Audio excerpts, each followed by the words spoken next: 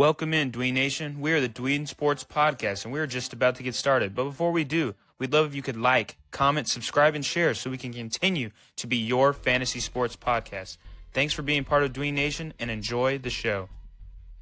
Welcome in, Dween Nation. This is your host, Justin Pies, alongside Janoah, Agudelo, and Week 13 is here, and which means it's Thanksgiving week, and that is super exciting because it means we get not one game on Thursday, but not two, but 3 games on Thursday. We even get a game on Friday, so it's more spread out this week. We get football on Thursday, Friday, Sunday, and Monday. And don't forget college football on Friday and Saturday, which will be a lot of fun as well. So exciting amounts of football and also an exciting amount of turkey will be had this week. So super excited for both things. We're just super excited to also discuss the starts and sits we have for Week 13 of the fantasy football season. For most people, it is the week before the last week of the regular season, so these games matter even more. You got to get these wins, stack up some wins to get yourself into the fantasy football playoffs, so we're super excited to help you guys.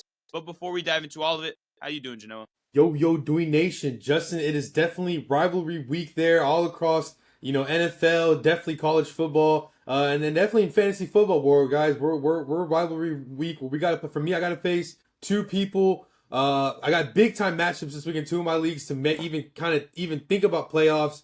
But this is definitely a big time week, Justin. Not to mention Thursday, 3 really good games. We have the return of potential of Joe Burrow, who looks like he's going to play, which makes the Thursday night game very exciting. Obviously, you got Kansas City and Dallas in the middle, and then you start things off with Detroit and Green Bay. But definitely a fun slate of games there going into Week 13, and I cannot wait to discuss these starts and sits as well. Yeah, man. I mean, gosh, the magnitude of the fantasy football playoffs being so near and so close, it raises the pressure, raises the stress levels for sure that these games, in Week 1, 2, 3, or 4, you're like, okay, I lost this week, but there's so much season left. Now it's like, oh my gosh, there's no season left, and you got to get it. You got to make it happen now. So we're super excited to make it happen. We're going to help you guys, and we're going to start off with our quarterback starts of the week. I got Jacoby Brissett. He has been a revelation of sorts for the Arizona Cardinals. I mean, he stepped in as the starter over crappy Kyler. Sorry, Kyler Murray fans. I don't think neither me or my brother here, Janoah, are very on board with the Kyler Murray train, nor do I think Arizona will be for much longer. But anyways, past that, Jacoby Brissett stepped in and has been phenomenal, honestly. I won't even lie. He stepped in, and I believe he's been a top 5 quarterback since he stepped in. And so he gets a matchup this week against the Tampa Bay Buccaneers. I really like that matchup. We just saw Matthew Stafford have a really solid outing last week. Plus, really, most quarterbacks this season have done really well against Tampa Bay. And the way Jacoby Brissett just throws the ball around, they don't run it often because they don't really have a rushing attack. They got Bam Knight and Michael Carter. Yuck. That's probably the worst running back combo in the entire league. So they're throwing the football. And even without Marvin Harrison, we're seeing Michael Wilson have career performances. Obviously, Trey McBride is phenomenal. We saw Greg Dortch score last week. And if Marvin Harrison does come back this week, I love it. I think it only adds to his value. So I'm big on board with Jacoby this week. Yeah, Justin, he's having a Joe Flacco revitalization to his career there. It reminds me a lot of Joe Flacco, really. I would say the first year he was in Cleveland. I remember one year he was with the Jets. Joe Flacco was just thrown all over the field. It's kind of like what Brissett's doing now, and it's cool to see. I mean, we've been watching Brissett, since he took over for, Andrew Luck when he announced his retirement. And so all these years later, here we are seeing still Jacoby Brissett. Not only that, filling in for what might be the end of Kyler Murray in Arizona. I think Jacoby Brissett is an awesome start. You mentioned the matchup there against the Buccaneers. And he's turning Michael Wilson into a league winner. I mean, you can start Michael Wilson now. Is a set and forget it kind of guy with Jacoby Brissett at quarterback. And this is where we draft. We're excited because Trey McBride, right? This is a guy that we drafted in the first 2 to 3 rounds in August, and we were expecting him to be this. And it sucks that they had to do a quarterback change for this to happen. But Justin, here we are. And Brissett is most definitely for me, you know me, Justin, I have to put one Thanksgiving guy on my week slate of matchups. And I just love Jared Goff. I'm always going to say this until he's no longer a Detroit Lion. But as long as he's a Detroit Lion and he is playing at home, I love it. And you look at these past matchups for Detroit. I don't think they've won a Thanksgiving matchup in like 10 years. I'm trying to find when's the last time they won a matchup. But I think this game is going to be all Jared Goff because it can go two different ways. Whether Green Bay for some reason goes up 21-0 and Jared Goff has to play catch up, or I would say really, I don't know. If he goes up 24-0, he's got a couple touchdown passes, maybe one to Gibbs, maybe one on Amon-Ra St. Brown. So I feel like Jared Goff, he's at home. It's a divisional rival. I think either way, he's going to have a great game, whether he's down or he's up. Detroit's the type of team that even if they're up 20-30, they're still going to keep throwing the football. And I feel like this works for Jared Goff either way. I feel like Jahmyr Gibbs has been going off the past couple weeks. And I feel like this might be leaning towards to a heavy pass game against a divisional rival. So I love Jared Goff this week. Yeah, I completely agree with you. So before last year, I was looking up to kind of you were talking about the Lions losing streak on Thanksgiving. They were able to pull off the win last year because of the idiocracy. I don't know if that's a word. Remember that? The last drive. That's right. They lost 7 straight games on Thanksgiving. But pertaining to your take as Jared Goff is your quarterback start of the week, I really like it. I know Green Bay has been pretty good against the quarterback position this season, but you're right. In a dome, and you come off a game where I know you beat the Giants in overtime, an emotional victory, but I'm sure in that locker room they were disappointed because you're hosting a backup quarterback. I know Jameis Winston is fun, throws touchdowns, but he also throws interceptions. But Jameis Winston was balling out. He was mossing guys up and scoring touchdowns, breaking tackles too. Like, he was doing it all. And I'm sure Detroit was very disappointed by the overall performance. I know the grit of them coming back from being down 10 in the fourth is impressive. And Jahmyr Gibbs obviously had a career performance. Like, all of that is great. But Jared Goff, I think he's going to step into this game in a division matchup where he's behind the Packers and behind the Bears in the division. This is a big game for the Lions here, and I think that he is going to ball out. And Jameson Williams, who had 0 points last week, I think he's going to have to get some touches too. Obviously, Amon-Ra is going to eat as well, but I think we will see more passing, especially because Green Bay this season, I believe, has been better against the run than they have the past. But yeah, I like your take there. We'll move to the running back starts of the week, and I got Breece Hall. Normally, this picking a Jet is a bad thing to do because it usually does not work out.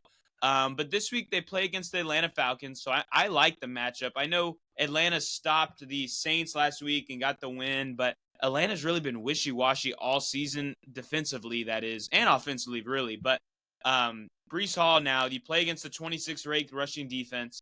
Tyrod Taylor was actually getting Breece Hall in space for receptions. He had 4 receptions for 75 yards against a tough Ravens defense. He ran 43% of his touches were running routes. Like, he was getting utilized in the passing game, and that's where Breece Hall usually gives us most of his work. So I was really excited from that.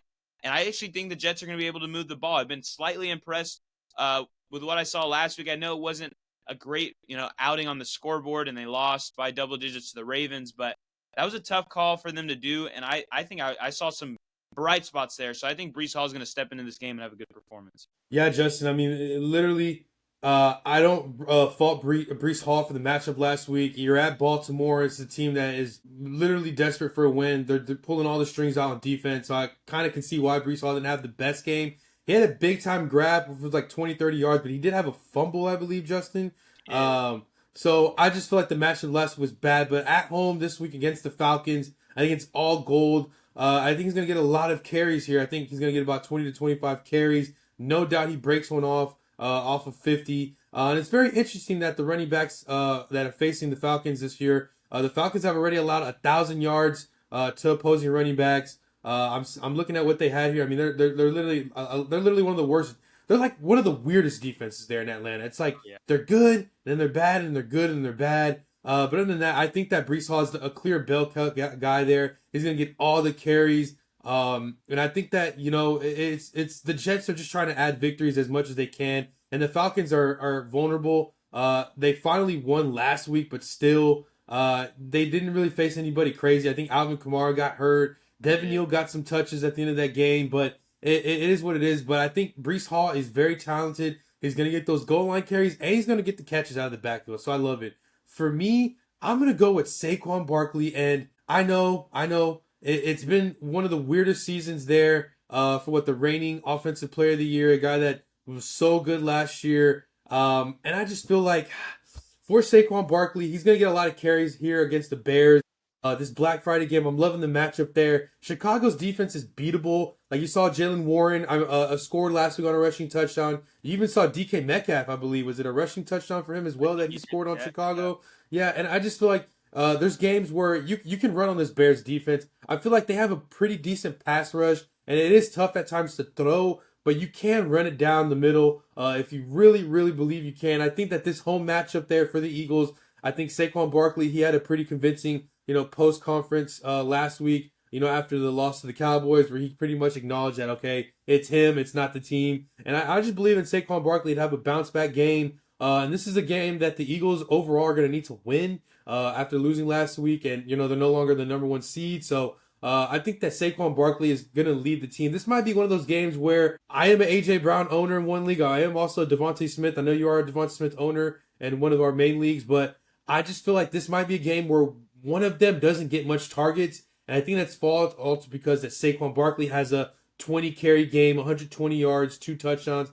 He's been quiet, so I think, Justin, he is just massively due. Yeah, I think that's the perfect word for it. He is due, man. And it has been a really ugly season. Definitely, you have to label him as a bust right now based on where you drafted him and how he's performed. I mean, he's only had one game over 20 fantasy points on the season. It's disappointing, but it's not like he's not getting usage. I mean, last week, he only had 10 carries on the ground for 22 yards, which is really bad, but he had 7 receptions for over 50 yards. He had 26 carries the week before that, 22 before that. 14 carries was actually in his best game of the season. That was against the Giants at home. He had 36 points. But yeah, this matchup lines up well for him. And I think that the Eagles are going to want to kind of go back to that. Let's run the ball. I don't think Chicago's going to be able to score much against a tough Eagles defense. And so I think they're going to be in the lead and they're going to be running the football with Saquon. So I like that play there. We'll move to wide receiver where I got Zay Flowers of the Baltimore Ravens. I feel like we haven't heard his name literally since like week 1 when he had the monster performance. He's been a disappointment as well. I mean, he's kind of been around 8 to 10 points in every game over the last like 2 months. But you're not really happy with that when you throw him in your starting lineup. But this week, I think you're really going to see the Baltimore offense kind of explode and have that like big game. They host the Cincinnati Bengals on Thanksgiving, which we never see Baltimore and Cincinnati play on Thanksgiving. So this is like a breath of fresh air, even though we like to see Dallas and Detroit also play. But I think this game is going to be a shootout. Joe Burrow is back in the building to play football for the Bengals, with Jamar Chase also coming back from the suspension. So I think Cincinnati's going to be able to score, and I know Baltimore's going to be able to score. And I think we finally see Zay Flowers get in the end zone for the first time since week 1. Absolutely, Justin. I mean, Cincinnati's allowing the most passing yards in all of pro football right now at 260 that they're allowing. And you know how bad this defense defense in Cincinnati is. Lamar Jackson could literally blindfold himself with the NBC, style blindfold with the turkey, and he'd be able to throw 4 touchdowns on this defense. They're just that bad, Justin. You could even get Snoop Huntley there, the backup quarterback, to maybe throw some to Zay Flowers as well. And I just feel like this Cincinnati defense is awful, and Baltimore is in win now mode. They kind of adapt to their opponent. Obviously, last week it was more of a defensive kind of showdown, so let's feed Derrick Henry. But now, anytime you see Cincinnati Bengals on your schedule, you're going to need to scheme through the passing game. So I love it. Zay Flowers, maybe a little Rashad Bateman, maybe get a little DeAndre Hopkins appetizer there in Baltimore. We'll see. But yeah, Cincinnati, one of the worst defenses in all of pro football. One of the most dysfunctional teams in all of pro football. They're not playing with any of their star pass rushers here. Trey Hendrickson is already ruled out. I don't know if our guy Shamar out of Texas A&M, I don't know if he's playing. I don't know what the deal is with him. Those are the 2 best defensive players. Obviously, I think Sam Hubbard's already out for the year. And I just feel like this defense is awful. I mean, they're going to need to absolutely reinvent themselves in the offseason. But yeah, I love it. Zay Flowers is awesome. And for my start of the week, I'm going to go with Cortland Sutton. He is also playing a bottom defense there. Washington Commanders. If Cincinnati is dead last, Washington is ranked 29th as far as receiving passing yards there. And I just love the matchup. They got a bye week last week. Now you're going into this week, Sunday Night Football on the road. Bo Nix is playing really good. You get you get time for Sean Payton to scheme. And I love Cortland Sutton this week. I think he's going to catch a big time touchdown. He's been a little quiet lately, Justin. I think like the first 6 games he was scoring a few touchdowns. But then he's been a little quiet there. I think the last touchdown, what he's looked like he did catch against my Texans a few weeks ago. He's been quiet there, Justin. And I just think that he's gonna have a big time game on Sunday Night Football against Washington. And when you look at Washington, Justin, with Jaden Daniels not playing, I know he's an offensive player. It kind of gives this whole team identity. If Jaden Daniels is not in the lineup, the Washington Commanders can't beat the Washington Commanders of last year, and therefore they're just going to be really bad defensively. And I can just see Bo Nix throwing all over the field, kind of similar to what we saw last Sunday night, where Matt Stafford is hot, kind of shreds Tampa Bay. This is what I think it might happen going into this week. Bo Nix is going to start off hot, find his guys, and Cortland Sutton is the guy for me this week. Yeah, I really like Cortland Sutton. I think it's a good pick there. The Commanders are 30th against the wide receiver position, so you can't ask for a much better matchup than that. They're coming off the bye as a team, the Denver Broncos. And yeah, it's been a weird month for Cortland Sutton. He's had 4 straight games under 10 fantasy points. It's not what we've expected from him based on especially how the year started and how last year was as well. But I think Denver kind of converts some effort to get back to that, get back to him being that red zone threat, that end zone threat that we know he is. I mean, they paid him the big bucks to be that too. So I think he is going to step back into being that number 1 guy for Bo Nix. And I think he will definitely score on Sunday Night Football. So I like that pick there from you. We'll move to the tight end position where I got Travis Kelce on Thanksgiving. They play the Dallas Cowboys, and I really would just like to stop there. But I'll explain more. For Kelce, I feel like a lot of people thought, he's going to fall off the wagon. And I was on that team too. I thought, I don't know if I want to pick him for fantasy just because, his value is still amongst like the top 8, but I really don't see him being like remotely as good. But he's the tight end 2 on the season, ladies and gentlemen. He is playing really well. Last week wasn't a great fantasy performance, but he had double digits in 3 of the games before that.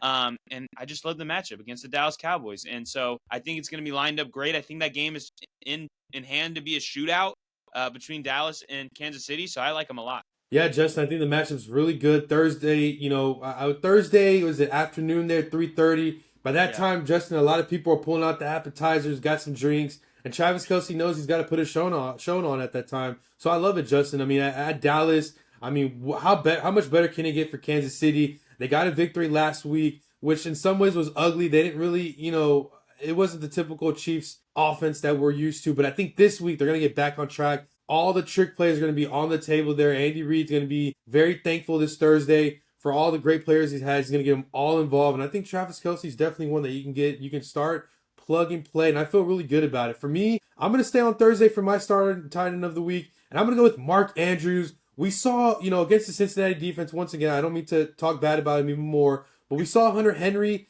be, Justin, he said my season last week, I started him. It was your start of the week in Hunter Henry going against Cincinnati. So I like Mark Andrews this week at home against the Cincinnati Bengals. You got Lamar Jackson throwing him the football. And I think that Mark Andrews is going to get a lot of targets in the red zone. And I know you guys may be thinking, well, Isaiah Likely is still, he's healthy. He's going to play as well. What about him?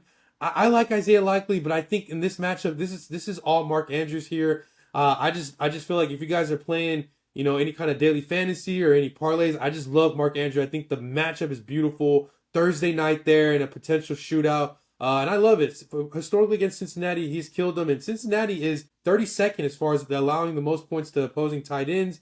We saw Colston Loveland about a month ago score a dramatic touchdown. You got Hunter Henry, last week going over 100 yards and a tutty. And he's just been phenomenal. This defense has been really terrible. And I think that Mark Andrews, he did have a quiet game last week with only, a point, 2 points there. And I think that this is the week that he gets targeted. So give me Mark Andrews as my starting tight end of the week. Yeah, I like it.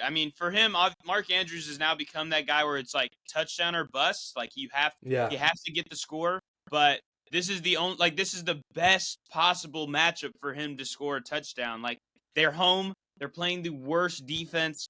And I'm not even kidding. I think I saw something that the Cincinnati Bengals are on pace to allow the most fantasy points to the tight end position by a defense ever, like ever, Wow. period, like by any defense covering the tight end position. So you can't ask for a better matchup. He's been a guy that's still getting 70% of snaps on the team. So he's still the clear lead at the tight end position. And I mean, obviously, if he doesn't get into the end zone, he probably won't have a good fantasy performance, but he's probably got like a 75% chance to get in the end zone this week, especially with that matchup. So I like him this week. I like the pick. We'll move to sits of the week, where I got Deebo Samuel, and I just realized I didn't switch his picture like a dum-dum. But I do have Deebo Samuel this week. They play against the Denver Broncos off the bye week with no Jaden Daniels. I just don't love anything there. Even if Pat Surtain does not play, I'm still not a fan of what Washington's going to put out there on Sunday Night Football, so I'm staying away from Deebo this week. Yeah, Justin. I mean, he's been efficient with Marcus Mariota. But when you get this matchup against one of the best defenses in the league, who knows if he's going to be able to play the fourth quarter just because this could be a blowout. And, this Washington Commanders offense has gone downhill. I mean, with the offseason, they wanted to trade Robinson. They do. And then you get the health issues of Jane Daniels, and they're just falling apart piece by piece. Obviously, who knows if we even see Terry McLaurin. I think he might be ruled out. I could be wrong. He's questioned.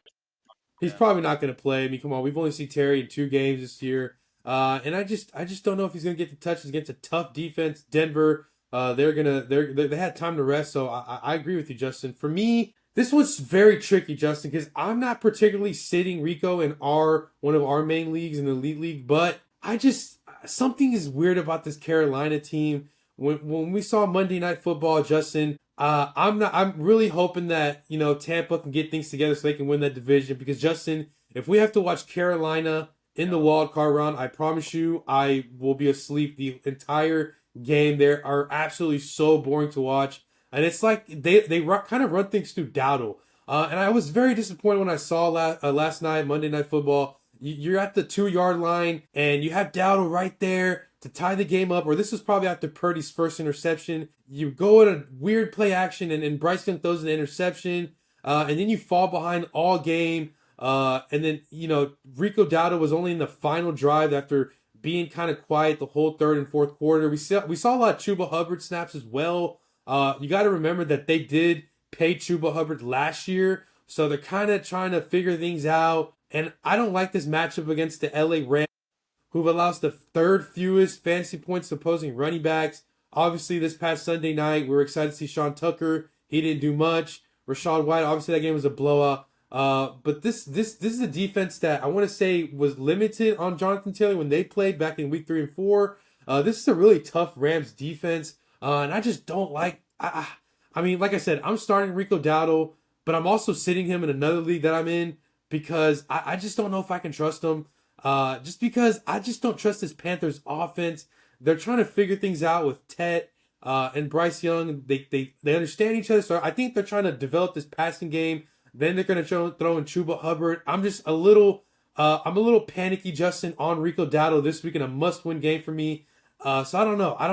It's like one of those things. It's like I'm 1 foot in, 1 foot out, but I'm hot and cold. I just don't know how to put my finger on it. But like I said, one of my leagues I'm benching Rico, and one of my leagues I'm starting, but it's not a confident start, Justin. Yeah, no, and I completely understand why it's not a confident start. I'm not confident in him this week. You started off perfect with the Rams defense has been locked down. They've been absolutely locked down. Probably the best defense in football right now. Like they are playing so well. And so that already would have me concerned with Rico Dowdle's value this week. But then you look at last week, it was a weird hit to Dowdle's snap share. Like his usage went down last week by 30 snaps. And that was because Chuba Hubbard was getting more work. So I'm like, that's a little cause for concern. Hopefully that, doesn't become more of a 50-50 split. Rico was still the lead back, but we saw more of Chuba than we probably wanted to or thought we were going to see. So with that and the matchup, I agree. If you can sit Rico, you probably can't, but if you can, I would definitely do so. I would start a guy like RJ Harvey or Breece Hall or Kyron Williams or what about Ladd? Ladd McConkey. I would start Ladd McConkey over Rico Dowdle this week. Yeah, better matchup. Coming off the bye week, yeah, I would go with Ladd. So yeah, I agree. He's a guy I'm kind of staying away from this week, and Rico Dowdle. We'll move to kicker of the week. I got Jason Myers for the Seattle Seahawks. He's had double-digit points in 3 of the last 4 games on a good offense. Sam Darnold revenge game uploading. So I think they're going to be able to get some kicks in. Yeah, Jason Myers has been really good, Justin. I mean, he's on a great offense. I was really happy what he did last week at Tennessee when you got Jason going crazy.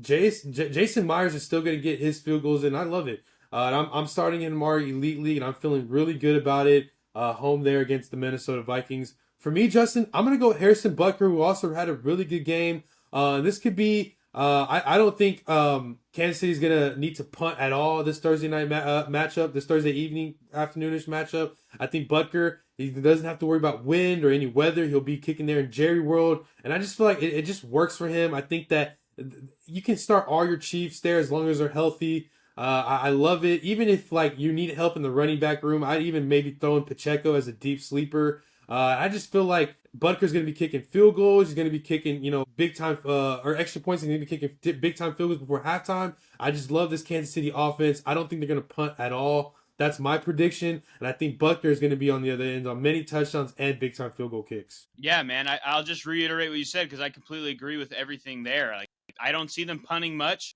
They're going to be in scoring position probably every drive, and they're in a dome. Sign me up. So I think that's a great pick there.